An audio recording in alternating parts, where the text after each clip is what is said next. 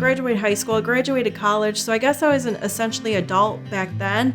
But soon after that is when I found myself, addicted to painkillers, and it took off from there, doing hard drugs and stuff like that. So I spent probably over 15 years not doing anything productive. Before I came to work at Peckham, I served 4 months in jail. The judge thought I needed more time after that, so he sent me to TRICAP, which is a behavioral modification / rehab for people who are essentially addicted to drugs. Although I was really upset at the time, I think that's when the light bulb really went off. Like, okay, I started to work through trauma, work through the reasons why, I had found myself addicted to drugs. When I got out of rehab, I knew not to go back to the same environment I had come from because it was clearly unhealthy and toxic. So I made the choice to go to RISE. That's where I heard about Peckham.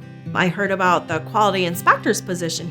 I tend to be a perfectionist sometimes, so I thought I'll give this a try, and it just kind of took off from there. I still lacked a lot of the motivation and stuff just to show up to work every day. It was just such a foreign concept because, I spent so many years doing drugs and not working, not being a productive member of society, so it was kind of like a culture shock. So there would be times when I would call in sick to work just for no reason. I just didn't want to work. Maybe a little bit of lack of motivation or laziness. So what I learned through doing that, my VSS, my supervisors,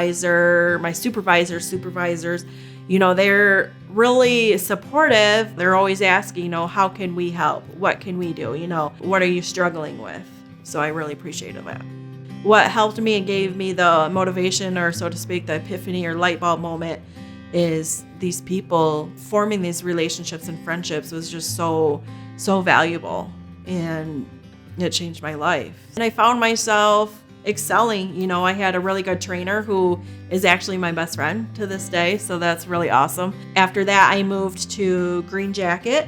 And then towards the end of my employment here at Peckham, I started working on some lines that are called MARS. They're really meticulous and left for the most skilled and dedicated inspectors.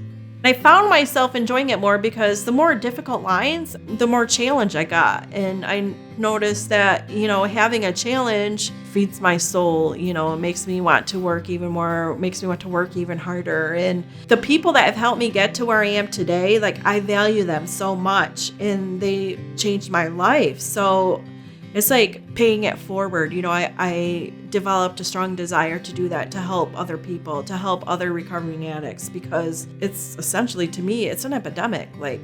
And a lot of people, the hardest thing is to ask for help or to move forward. So if I can share my story with one person and help them and give them the encouragement to seek help, then it's worthwhile. Then my job is done. I had spent some time on Indeed, through the course of my employment here at Peckham, getting interviews or applying for jobs.